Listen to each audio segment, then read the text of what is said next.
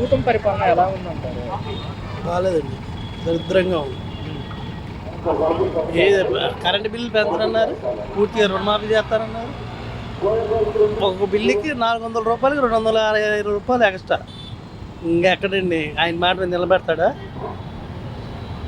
నిలబెట్టడం అంటే దానికి ఒక ఇది ఉంటుంది, చెప్పడం వేరు చేయడం వేరు.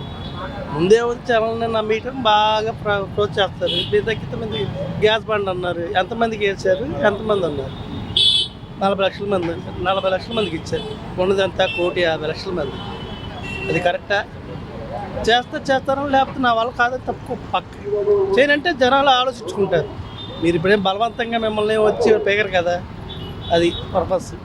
ఏదైనా చెప్పడం వేరు, చేయటం ప్రాసెస్ ఉంటుంది. ఉచిత బస్సు అన్నారు, దీపావళికి అన్నారు. దీపావళి ఏ దీపావళి? 2028 దీపావళికా, 2029 దీపావళికా? ఏదైనా ఒక మాట చెప్పామంటే కరెక్ట్గా ఉండాలి, లేదంటే కాకుండా సైలెంట్గా ఉంటవే. అంటే ఇప్పుడు మరి జగన్మోహన్ రెడ్డి పేదలకు పథకాలు పెట్టేశాడు, మరి ఖజానా చూస్తేనే ఖాళీగా ఉన్నా. జగన్మోహన్ రెడ్డి చెప్పాడు ఆ మాట.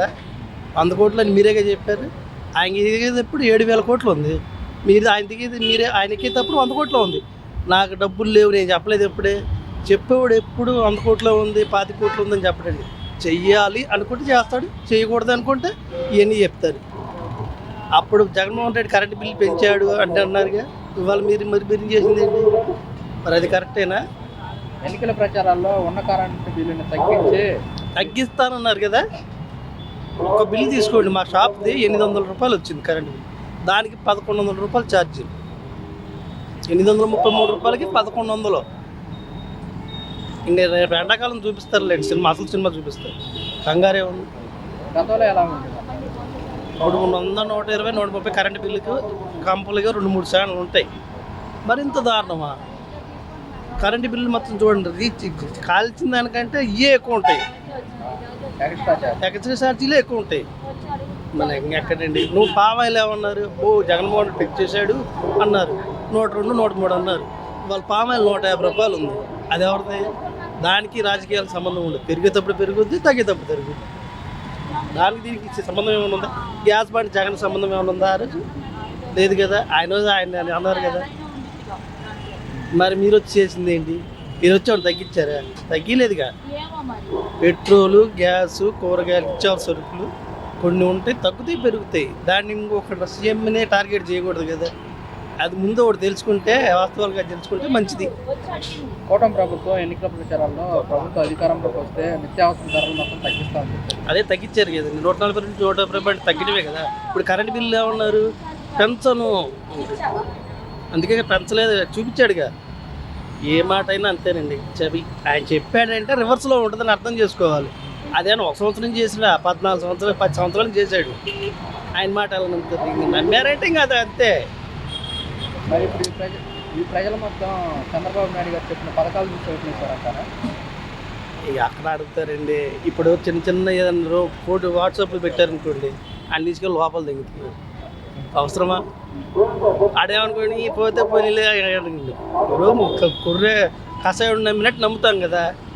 ఏమన్నా ఆడిని నమ్ముద్ది, అది కోసేవాడిని నమ్ముద్ది, కానీ మంచివాడిని నమ్ముద్ది ఎప్పుడైనా. జనాలు కూడా అంతే.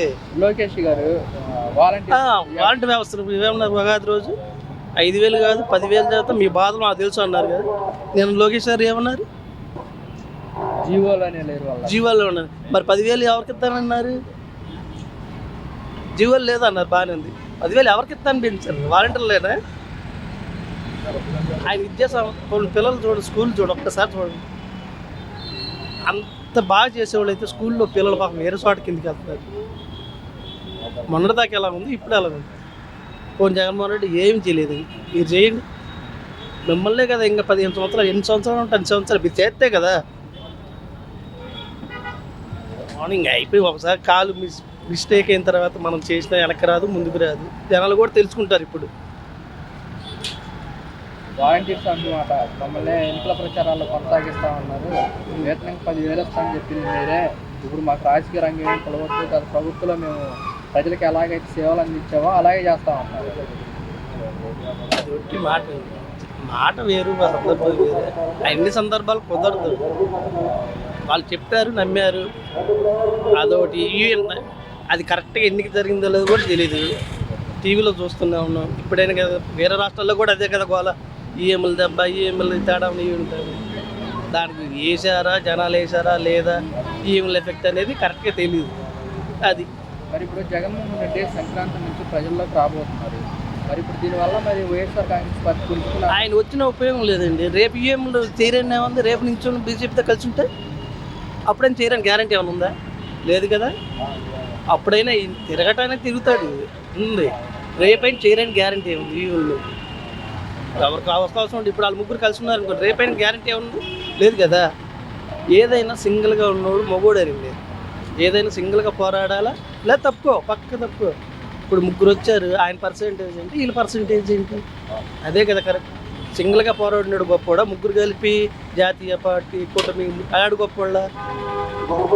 ఏంటంటే జగన్మోహన్ రెడ్డి కూడా ఇంకా పోలింగ్ వదిలేసాడు, కానీ అది బీజేపీ చేతిలో ఉందండి. ఏదైనా వాళ్ళకి అనుకూలంగా ఉన్న ఒకలా ఉంటుంది. ఇప్పుడు చంద్రబాబు నాయుడు ఉన్నాడు, ఆయన మోడీ గారిని ఎన్ని మాట్లాడినాడు. జగన్మోహన్ రెడ్డి ఏ రోజైనా మోడీ గారిని ఏమన్నా పాలన అన్నాడు? వెళ్ళాడు, సైలెంట్గా డబ్బులు తెచ్చుకున్నాడు, చేసుకున్నాడు. ఆయన బాధపడ్డాడు, చేశాడు. ఆయన చేశాడు కాబట్టే కదా. అంత దారుణంగా ఎందుకు ఓడిపోతాడు? అది దానికి లేవు ఉండదండి లాజిక్. అది సెంట్రల్ దయ. మనం మాట్లాడడానికి కూడా బాగోదు అసలు. మోడీ గారి కూడా ఆలోచించుకుంటే మంచిది. ఎందుకంటే ఎవడు మంచి ఎవడిచ్చాడు?